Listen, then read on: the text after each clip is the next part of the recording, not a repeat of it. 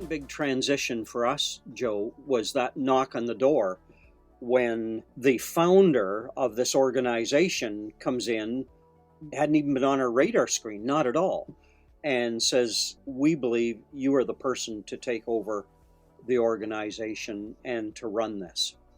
Hadn't even dreamt of it at all, but knew that night, yes, we will do this. So I guess the lesson there is sometimes something presents itself, and again, that great adventure of life, you just got to grab a hold of it. Yeah. It's there. It's not there forever. It's there for a moment of time. And with all the wisdom that you can muster, you make a decision, you grab a hold of it, and you go with it. And looking back on that, would we do it again? We'd do the very same thing all over again. Welcome to Titans of Transition, featuring real-life stories, anecdotes, and inspiration about pivotal career moments from leaders who have been there. Join host Joe Miller, former scientist and senior technology leader turned executive coach, as he unpacks transitional moments to help inspire change. Gary Wood, welcome to Titans of Transition podcast. I'm so happy you're here today, and everyone listening in, I just want to let you know that Gary is a very special man to me. Early in the year 2002, I found Gary online because I had gone to a new industry and I was having some challenges being successful, and others that I knew had been using coaches, and I decided I needed to engage a coach. Gary, you were so helpful to me back then. Through your coaching, it really helped me make some great decisions and move forward in a positive way. But it also gave me an interest in looking into coaching myself. So Gary, welcome again. Why don't you let folks know where have you been residing? Yeah, we're about a couple of hours north of Toronto in Ontario, Canada. Yeah, and we've been here for quite a number of years. So, yeah. Yeah, and I'm so excited that you agreed to come on the podcast, not just because of this connection and how you've helped me in the past, but also I think you have some interesting transition stories. And before we get totally into that, I just want to let everyone know that we have a little bit deeper connection because we have shared faith. And that, I think, helped us since our worldviews were so tightly aligned. It was a deeper engagement, at least for me. And that's one of the reasons why I sought you out, having that shared worldview, that shared faith. So that was great. But let's talk a little bit about your career professionally and what you're doing today and how we got there. And there's a couple transition stories you might want to lay out for folks. Wow, how long do you have? Where do you want? We like to keep these under an hour if we can. So where would you like to start? Actually, moving into coaching, which will be coming up on 23 years now, and just thinking of transitions, coaching just didn't arrive overnight, right? It was the result of probably a lot of things that went on before I even knew coaching as a profession. Well, okay, maybe touch on that a little bit, because I think that's extremely relevant. Yeah. So my background really had me working with literally thousands of people every year. We were involved with a Christian camp. Big transition for us, giving up our careers back at the time and moving up to the area that we currently live in to work behind the scenes at a camp and to plant a church as well. But that time at that camp, and after 15 years behind the scenes, then we transitioned, and I took over the leadership of that camping organization. And then as full-time, that ended up being working with so many people, young men and women, adults, couples, that sort of thing. So that gets me then into the question that you asked, which is, when we finished that work, when we passed that work on to two younger couples, and I was asking myself, what do I do next?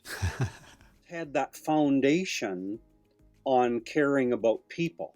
It had that foundation of realizing that, wow, maybe I could make a difference in people's lives. And it was right at that time. An interesting little circumstance took place. And I happened to be sitting reading in a book. I thought I was would be like your Barnes and Noble. Up here it's chapters.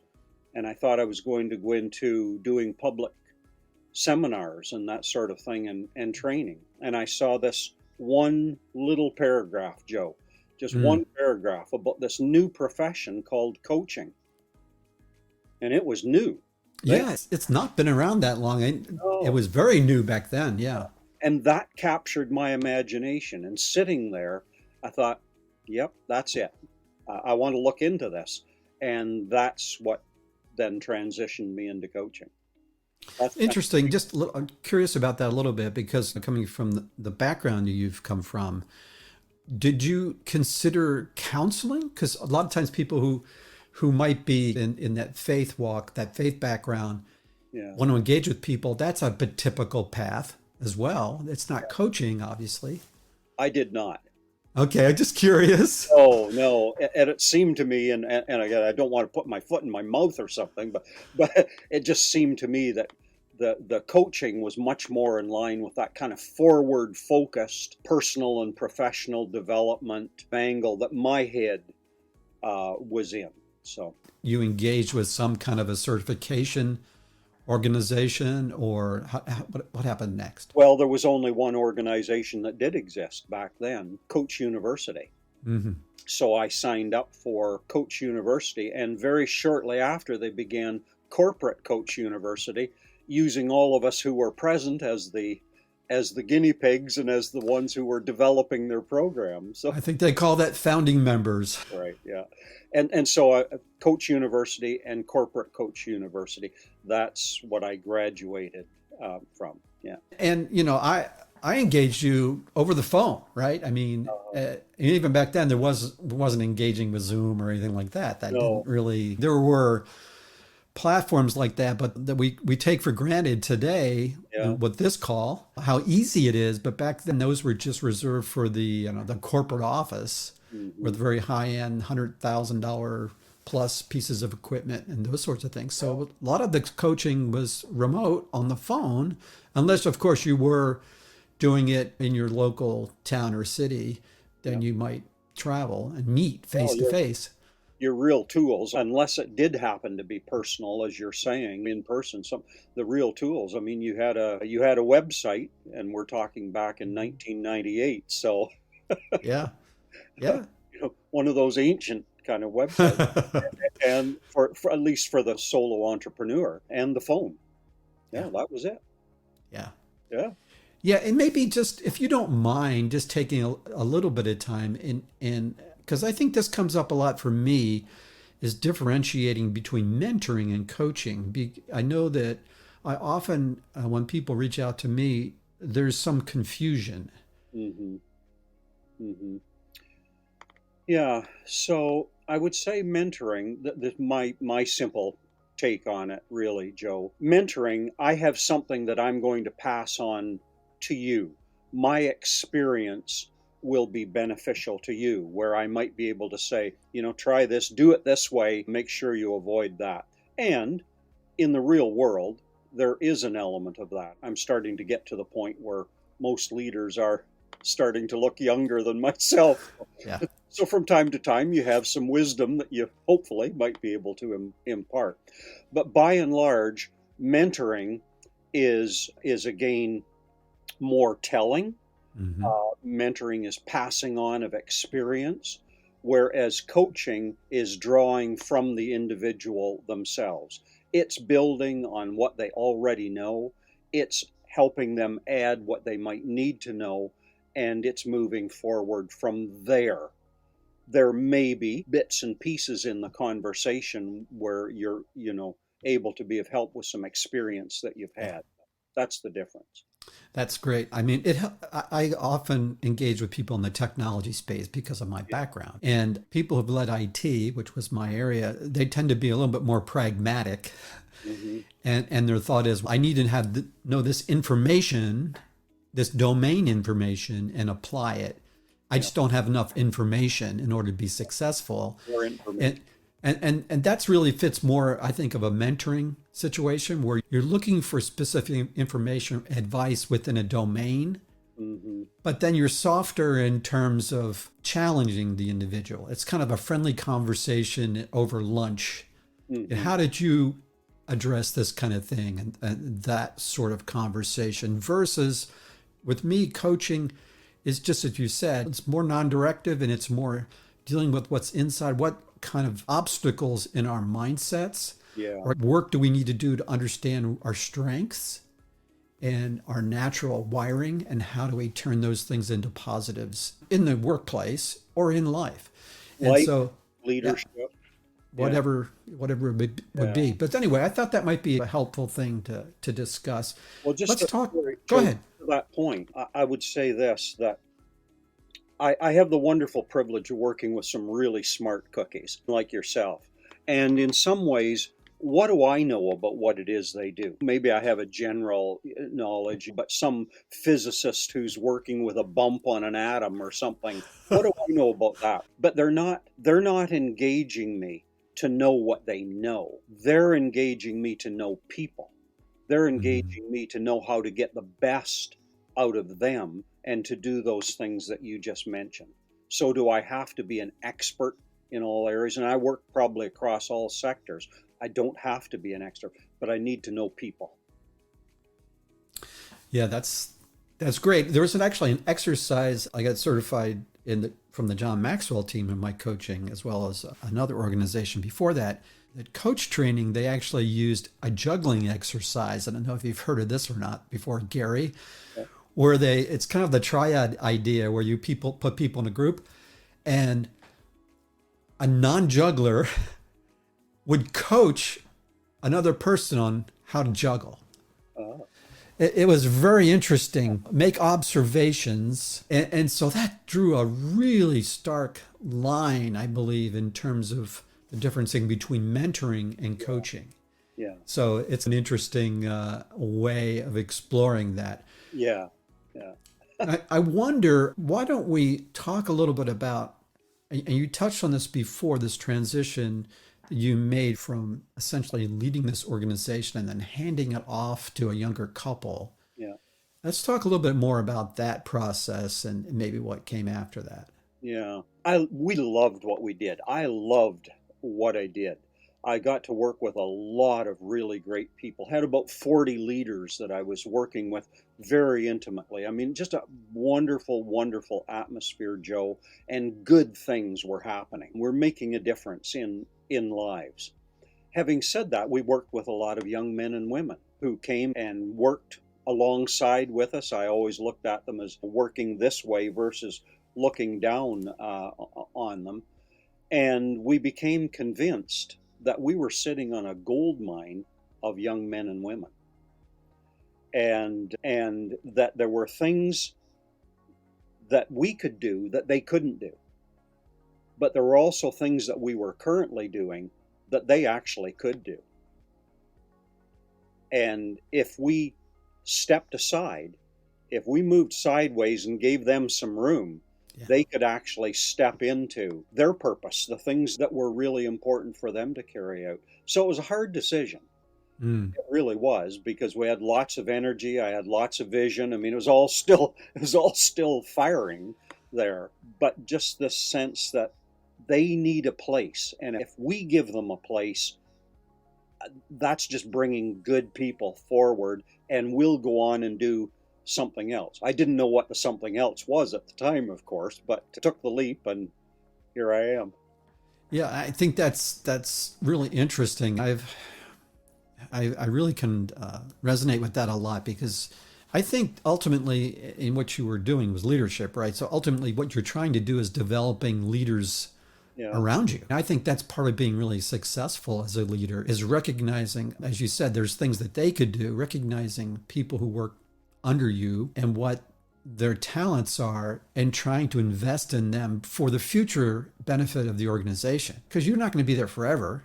We would all love to continue forever, but as you said, doesn't make room for them, and it doesn't allow them the developmental opportunities Yeah. either. So I think sometimes the old authoritarian model can really get in the way for overall success for an organization because it's so controlled by who's currently in that top seat, if you will. And really, we don't pay attention to if the organization could speak, if the ministry could speak, if the whatever it is could speak. What kind of leadership would it be asking for? Yeah. And was I capable of providing that well on into the future? Yes, I believe I could have.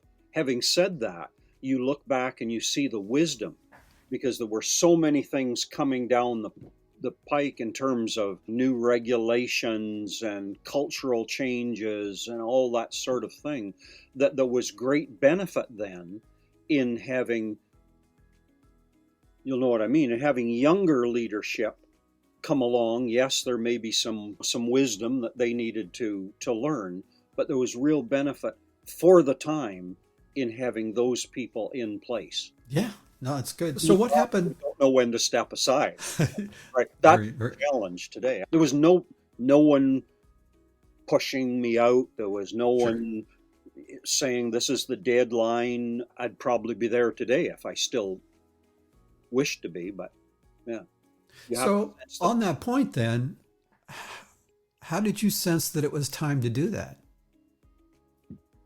To step aside?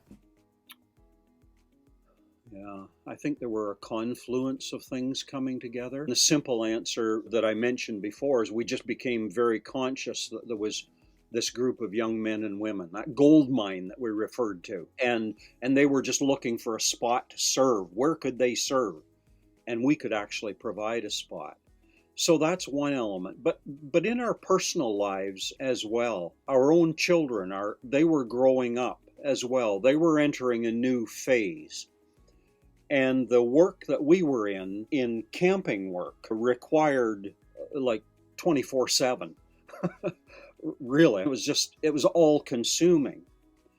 And that's okay when your kids are at a certain age. They're with you, they're in on it, they're a part of it. But then they get older as well, and their needs change. And we realized they were important as well. Not only the several thousand, others that we served every year, but they and our family were important. And they became a factor in that as well, that fed into this also. So, yeah, of course. Yeah. Boy, yeah, we don't want to just imply that everything is all about our careers. Yeah. This kind of prompted in my mind to ask you about, I don't know if this is the right time or not, but ask you about your process. You worked with me, and I know you've continued to develop this process of the clarity model, and I think how that works together with the whole emphasis you've had on burnout and balance and those things. In a way, that kind of tied in, because I think, we look holistically at our entire lives, and how are these things congruent? These decisions are part of our overall fabric of or context. Yeah. They're all a piece of it. Across all of my coaching career, I've dealt with overload and burnout. I don't mean I've had overload and burnout, but that's Sure. what I've dealt with, right? Intensity, overload, and burnout amongst leaders, executives, and professionals. And to make that connection back again, Joe, when I was in that camping organization, I sometimes say I spent 10 years running in the red. Everything was going so great. I mean, really good things were happening. But when I look back on it, if I would have spent time, oftentimes chatting with you, perhaps, back then, I might have been chatting with you as best I could in the present, but I was actually 6 months off in the future. Because my head was in I needed to be ahead of the game in the work that we were doing. So I was always planning for something. And it took and that was very demanding. And getting phone calls of some kid at 11:30 at night decide that'd be a good time to have a chat with you. And those sorts of things, it just became very wearing. And I found myself, that's why I say, running in the red. I never would say that I experienced burnout, but I would say I experienced overload. And it came to a culmination. A couple of things happened. It came to a culmination. I was in a wholesaler picking up supplies one day, and I began having panic attacks. Never ever had such a thing before. And I thought that huge building was just crowding in. I had to get out and phoned back to camp and said, I think I have to head for a hospital. Mm. I thought I was having a heart attack. Wow. But being a man, yeah, I drove right past the hospital. Yeah. And you get that story. Oh, yeah. Yeah. But by the time got near our town where the turnoff was, I knew I have to get to a hospital. And that time I did drive to the hospital. Kind of scared the daylights out of Alice, my wife, and whatnot. But there were a number of other little signs in there. And I mentioned this, kind of coming back to clarity and momentum. It was at that time when I got that wake-up call. And I'll mention one other thing. This is just very, if I can, just very... Yeah, of course. This is very intimate, but I think it's of help. I have a wonderful relationship with Alice, my wife. We always have. It has been just wonderful, really. And we were out on a rare little walk one time during that 10 years, and she said to me, "We don't have much romance anymore, do we?" Ooh. And that just went like a sword right through my heart. Yeah. Really, that was a killer, that. And that was part of that kind of that wake-up call along with the panic attacks. And it was then that I began thinking, I need some help in managing this organization and leading this organization. Though I'm the answer to everything in this organization. When you work in a small Christian nonprofit, you wear every hat. And I cannot be the answer to everything any longer. And that's where I happened to start working on what now became the clarity model. That is there some help for me? Is there some help in the Bible to help me better manage this organization, better manage my leadership of it, day in, day out, in a way that I'm not going to experience burnout. Otherwise, I'm cooked. Yeah. Right. Yeah. And that's where the rudimentary form of the clarity model began to develop right there. Then, when we finished that, I began working with leaders and executives around it. That became a framework to help them in a two-pronged thing. Number one, deal with the actual burnout, deal with what's actually taking place. But number two, give them that tool as well. Give them some tools to better navigate their experience of leadership. And so that's the genesis of it, Joe. You used the word momentum as you introduced this last section here. What do you mean by that context to the clarity model? Yeah. Clarity and momentum. Momentum. We refer to it now, right? Well, I think it's something all of us want, right? We put in place, we try and make great plans, and we try have all of our ducks in a row, and then it comes down to execution, right? And it's often in the execution, it's in the momentum, it's in the following through and making sure if this truly matters to us, that we actually achieve it. That's the idea of momentum. Hit the start button, keep going until we achieve whatever it is that we're attempting to achieve. That's fascinating because I just had a discussion with one of my friends this week, actually, about how a lot of the studies we engage in to improve ourselves, Bible studies or professional development studies, they focus on the why and the what, but not so much the how. Yeah. How to execute, or how, to use your terminology, how to ensure we have momentum to propel us forward to realize those intentions that we have. Mm-hmm. So I love that momentum. Yeah. And somehow I think, Joe, it's, we think that the goal is sufficient enough to pull us forward. Nope. But it just doesn't do it. It's No. that every day, day in, day out, the step by step things that will move us toward that goal. And better that instead of, and again, you'll know what I mean, instead of just touting the goal and Yeah. hoping that's going to be sufficient to pull me forward, much better to be practical and say step one, step two, step three, and just keep executing on those. I wonder, I'm going to drop something in. You had what was it? The 50, the book you wrote, the 52 52 weeks solutions for solutions. those who need a 25-hour day. There you go. Yeah. Was that intended as practical tactics or encouragement? Yeah, and that's precisely what it is.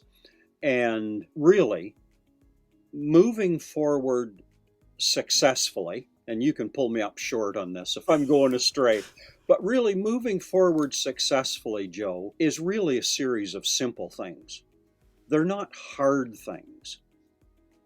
And we can save so much time, or we can, maximize our time. We can be more effective by just paying attention to the basics.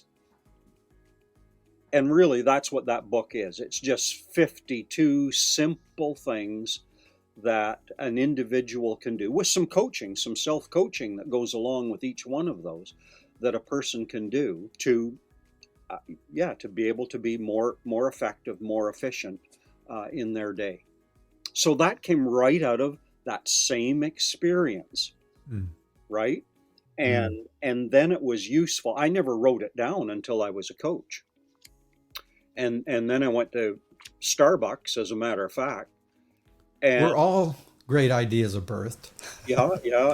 and I pretty much wrote the whole thing, the rough of it, in one day. I Wow. just sat down early in the morning and just kept going. It just all spilled out of me. But again, these transitions, right? It tied back to something that had happened previously, and now it just needed to be brought out and set to paper, if you will. That's wonderful. Yeah. That's wonderful. So, okay, so we've sort of gone off a little bit. You had this transition, you handed stuff off. At some point you became a coach, right? Yeah. You've been doing that for 20 years. Is that what you said? Something like that? Yeah, I guess 23? April will be coming up 23 years. 23. Yeah. Yeah. So, what are you currently engaged in? Has there been a recent transition, or have you just stayed in what you've been doing for quite a while? I'm just wondering. Yeah, I would say, in terms of myself, in terms of transition, I have stayed in the same lane throughout my coaching, which has been dealing with overload and burnout. There are those few times where I joke, I say, well, Joe, I kind of got burned out on burnout, and The irony. I kind of stopped emphasizing it for a Yeah. while. And then you get a new head of steam, and away you go again. So that, and the clarity model, now the clarity and momentum thinking framework, has occupied of late a whole lot more time as well. So there are really those two things that are going on. And I would say a recent transition is saying, okay, could I take clarity and momentum training and turn that into online self-paced courses? In other words, could a whole lot more people benefit from it if I harness this in a little different way versus saying, we're going to run a course on this day at this hour, and if you can show up. Right, right. And I think a lot of times what's really helpful for people, and I'm entertaining this idea too, is having a course be in the middle. So you have resources like these podcasts, then you have people signing up for these self-paced courses in different areas, and then if they need more help, they can always reach out and engage a coach to take them through more specific personalized Yeah, yeah. engagements. Yeah, and I make a difference. We were talking about mentoring and coaching as well. The difference between training and coaching. Yeah. Also, so the training kind of leg of what I do, something quite specific. There's a lot more passing along of information and tools and techniques and that sort of thing. And then the application of that, again, others who might wish to apply that even further then might engage something like coaching, Right. right? I'm just wondering at this current time, and I think there's been a steady increased pressure on people at work. Certain jobs, like the one you had, had to be available 24/7. Doctors, there's various professions Mm-hmm. that have that kind of setup, if you will, for burnout and overload. But this last year with the pandemic and everyone having to be separated from all of their relationships, their families, and shelter in place, and very interesting, the trend in telecommuting and remote work. Mm-hmm. People have lost their boundaries. I hear you hear a lot about Zoom fatigue, right? Yeah. People can't get away from it. So even in jobs that tended to be more bound, 9 to 5, or I'm not on premise, so I'm off work. Now that's blurring even more. So I'm just wondering, has there been an uptick in demand for what you do, or has there been some kind of additional challenges that you see people dealing with? The biggest challenge for me, Joe, is actually restraint because, and I don't want to sound diminishing in any way, because burnout has become a popular term. Mm. Everybody's burned out now, and I don't mean to diminish that in any way. It is akin to what you're saying. I think fatigue.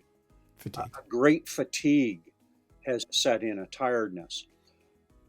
But I wish to work with that subset of all of those people for whom they are at a critical juncture. It brings them to a critical juncture in their life, their work, their leadership, and something needs to be paid attention to right now. Mm-hmm. Right? Yeah. Yeah. And hopefully kind of what I would call just this general burnout. We pray that this year we're going to see a huge change in that. And I know because the leaders, executives that I work with, it's back to back Zoom calls. It's dealing with crises. They've been 1 year now, many of them dealing with crises, healthcare executives that I work with. Their people are now, they've come through it. Now they have people leaving. They have the ranks diminishing because people are fried. They're done. They want out. Yeah. Yeah. So how do people, Gary, know? I mean, is there some leading indicators or some symptoms where they cross over this? Where is this boundary between just being fatigued and burnout? Yeah. How do you know that? Oh boy. I know that's probably a long conversation. Yeah, and it's a tough one because again, I don't want to diminish something that anyone is feeling. It's real. Right. It is palpably real to them. But certainly burnout, there are I would say four signals the person might be on the edge of burnout. So that would be a loss of physical energy or a loss of energy, loss of physical, emotional, spiritual energy, right? And the second would be a loss of involvement. So someone where they once were very involved, they were once out there around the water cooler, they were once out there with people, now they've withdrawn. Mm. Right? More by themselves. This is what companies have to look for as well. Managers need to be very aware of this now as well. And there's a loss of effectiveness, number 3. So really, I was on top of my game. I was really, I was in there. I was engaged. I was doing it. And I just don't feel I have my edge anymore. Mm. And then the last one, number 4, would be a loss of a sense of health and well-being. Oftentimes, along with overload or stress, as it becomes more severe, there would be maybe physical symptoms that go along. Little things, just a whole accumulation of little things that you can't really, a doctor couldn't put their finger on. Mm, A rash and a cold and sure. all that. Yeah, your whole immune system gets impacted, I think. Yeah, yeah. So those would be the Yeah. signals, I think, and yeah, And it's like maybe I don't mean to put words in your mouth, but a subconscious protection mechanism that kicks into place where people withdraw. They're trying to protect themselves in some way, and they may not know what's going on. yeah. They may, and somewhere in there too is probably depression. It becomes acute. And it certainly can. And of course, I'm not a therapist or something. Sure. So someone depression, that would be another professional that they might require. So that's the point. The individual that I'm looking to be able to be of service of, that I know that I can be of service, they're on that teetering edge. They know they're overloaded. They know that they have these pressures playing in upon them. And they're saying, I could really benefit from someone right now helping me deal, number one, with what I'm experiencing, but number two, put some new strategies and structures in place to move ahead in a much better way, personally, with my team and my whole organization. Well, I can't think of a more relevant time right now. I don't know if relevant's the right word, but I know a lot of people, and I don't know where they fall exactly, but people feel very heavy Yeah. about what has been going on in their work and home life because of the extra challenges presented by the pandemic and the pivots that companies have had to make. I facilitate a group of life science CIOs, and this month our Zoom call, there's about 30 of them, of these CIOs. This month we're going to focus just specifically on return to work. And all of them had to pivot quickly to have a high percentage of their workforce be remote. Yeah. Some jobs just have to be manufacturing, they just have to be on site, or quality, they have to be on site. But huge swaths of their employee base have been working remote. Mm-hmm. And the companies are trying to figure out, as hopefully the vaccine has an impact, hopefully herd immunity kicks in, what are they going to do then? People want to come back. Is there going to be a hybrid model? And so they're trying to sort through that. And they've been very concerned, you touched on this, about their employees. Yeah. Yeah. In the company in general, these IT executives, but also their teams. Things have really pivoted and shifted. Yeah. And this has been a concern. Yeah. Yeah. Sorry. And that's, again, where we're dealing with people, and there is a huge challenge coming, because some will be eager, get me back in that office, or get me back in that workplace. Others will be, oh, I don't know, I don't feel comfortable, Right. I don't feel. So we have this, there isn't a consistency, just for the simple fact that we have people, and that's a big challenge for the leaders of those workforces. Yeah, there's a lot of uncertainty. And we talk about the science and making wise decisions based upon the science, but science is not a static thing. I mean, we're evolving in our understanding. And so there are people in the middle of this, and you're absolutely right. It's not a clear-cut kind of thing, which puts a lot of pressure on the leaders. I think we've been a year as well. We're now a year in. Yeah. Couple of days here, I'm looking at my calendar now, couple days here, we shut down. Just a few more days from now. And there's been a lot of talk about VUCA, right? That acronym: volatility, uncertainty, complexity, and ambiguity. Mm-hmm. And for some time since I first heard that, I've always felt there was a missing term, and that's a D at the end of it, and it's disconnectedness. So increasingly, people are feeling disconnected from other people. This already was underway before a pandemic hit. So you add 1 year of isolation or a whole new form of disconnectedness to your personal psyche, repertoire, and whatnot, it makes it that much more Well, I don't know what it makes it. What does that mean for people coming back together a year from now? Some will be fine, say, wow, this is wonderful. Nice to see you again, Joe, Mm-hmm. right? In face to face. But for others, yeah, it's wrong. We're all different. Yeah, We're all made differently. And so, how we've responded to our unique pressures in yeah, our own lives, it's all different. So, it's very hard to predict. yeah. How do And we being, connect people? yeah, We connect people in a way that we're not forcing them to do something, but we're yeah, connecting them the way that it's a healthy integration back into, well, I was going to say normal, but whatever that's going to be. yeah, exactly. Hey, Gary, let's kind of pivot now and start talking about lessons learned. I always liked at the end of these interviews to ask the question, to try to draw out, in terms of transitions, in terms of this podcast trying to be a resource and service to individuals to navigate knowing if a transition is needed, Yeah. to be in touch with their own personal wiring, calling, purpose, sense of purpose, what have you, Mhm. and how, to use your words, employ momentum Mhm. to be effective moving forward and stepping out into a transition, a new direction. So I'm just wondering, as you look back over your experiences and discovery and learnings, what kind of advice would you give, do you give in terms of dealing with transitions? And some of the transitions can be forced on us, and some of them, of course, chosen. So, Mhm.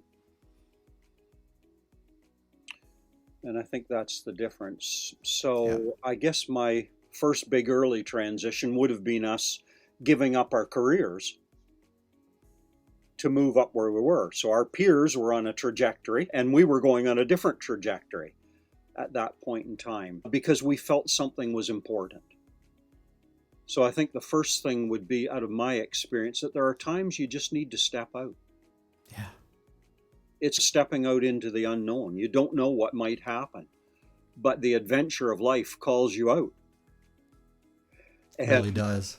you go for it. You go for it with gusto, and only time will tell when you look back. And we look back on that and say that we would do exactly the same thing all over again. It had its challenges, but it was worth it. So that was very intentional, I would say. And you just go for it. And the second big transition for us, Joe, was that knock on the door when the founder of this organization comes in. We hadn't even been on our radar screen, not at all, and says, we believe you are the person to take over the organization and to run this. Hadn't even dreamt of it at all. But knew that night, yes, that we will do this. So I guess the lesson there is sometimes something presents itself. And again, that great adventure of life, you just got to grab a hold of it. Yeah. It's there. It's not there forever. It's there for a moment of time. And with all the wisdom that you can muster, you make a decision, you grab a hold of it, and you go with it. And looking back on that, would we do it again? We'd do the very same thing Yeah. all over again. And then I think the third transition for us, which would have been that example we're talking about of recognizing there were these young men and women, and then transitioning out of that organization, finding myself moving into this new profession called coaching. Maybe there, it's that sometime there is a more, I don't want to say thoughtful, there's maybe a longer process that's taking place. All of that probably took place over a year and a half, Mm. right? Where you're Yeah. kind of thinking about it, you're weighing the options, whatever it might be, and then you reach a decision that actually is going to impact the rest of your life and impact a lot of other lives as well. And again, well, in that great adventure of life, you follow through with it. Yeah. And I mean, at a certain point, you have to step out into the unknown. yeah, There is a process there, though. I really resonate with this. There is a process where you have to evaluate what's in front of you, whether that is a realization that there's something pulling you forward, the coaching framework of are you moving towards something? Or are you moving away from something? So there's this process where maybe it's more subtle, where your heart is pulling you forward, or you're seeing a need. You're testing that. You're reading scripture. You're talking to loved ones about possibilities. And that can take a very long time. Yeah. Or there's this other scenario like you. It may present itself where someone comes to you with a challenge. Mm-hmm. Take this up. I believe this is for you. But in both of those, in my experience, there has to be a sense of what am I all about? I have to understand what are my gifts? What is God, or what has been given to me that I need to bring into this world? And is this congruent with either my innate sense of pull, or this challenge that's presented in front of me?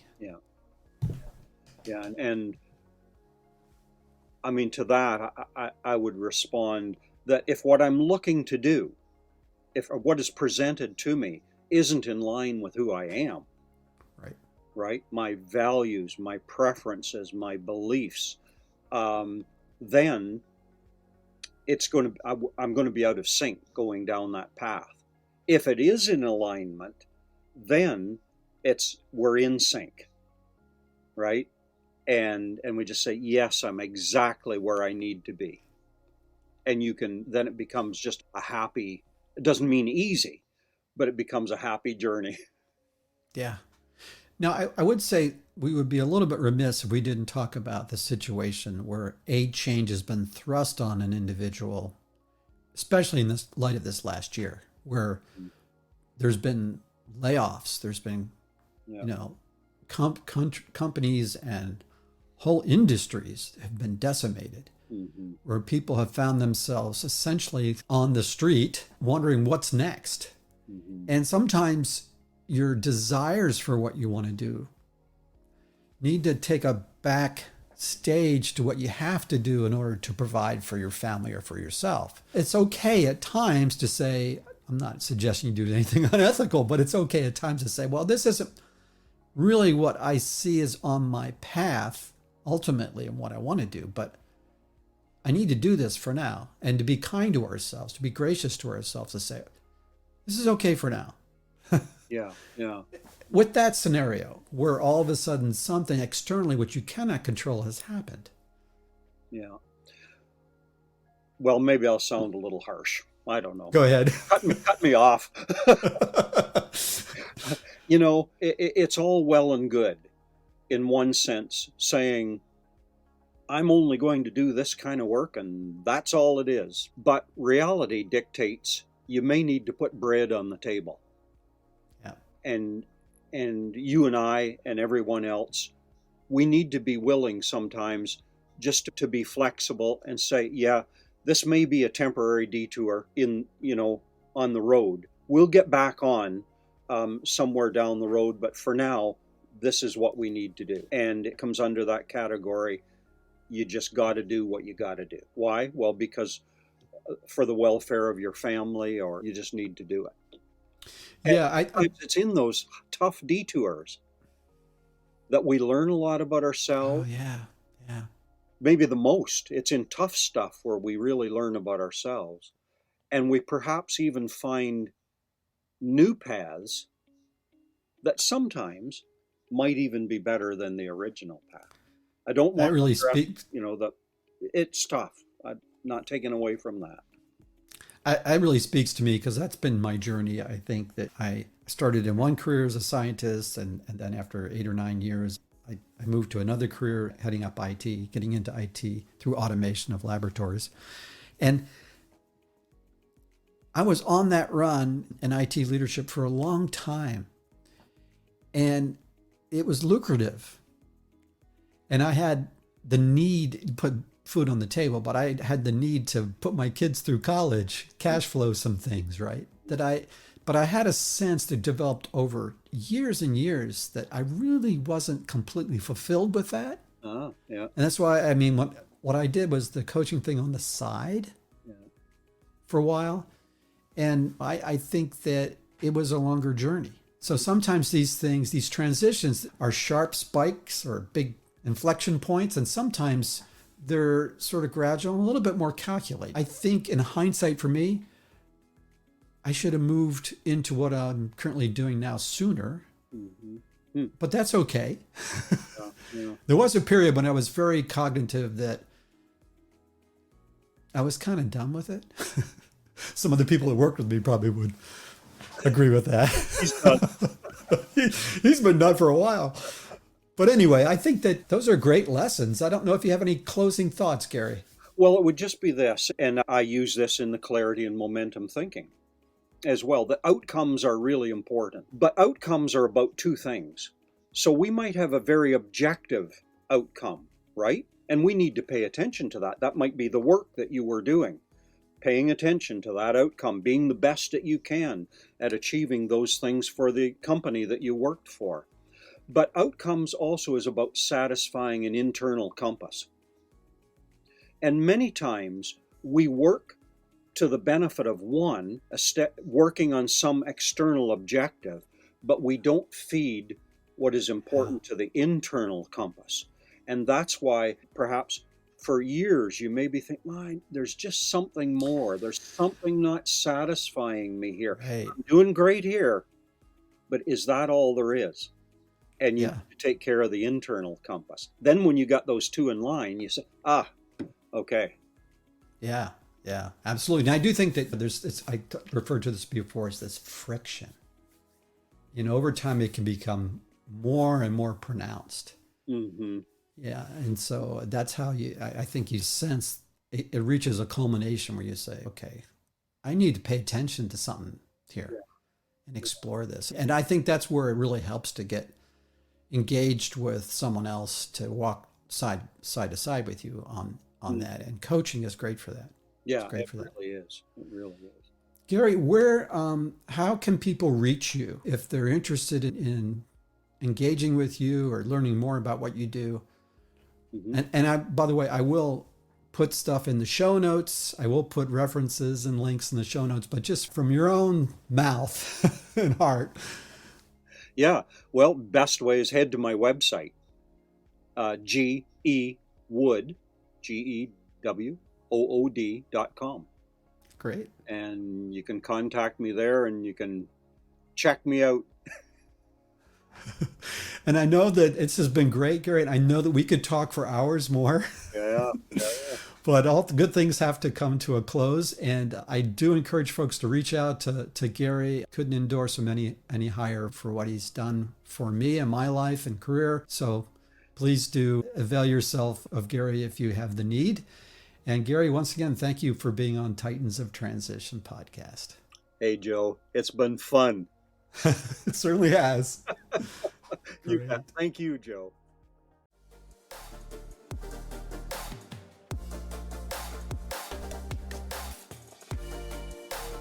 Hey, thanks for joining me today on Titans of Transition. I hope you enjoyed the episode. Please check the show notes for additional information. Also, please like and subscribe to this channel.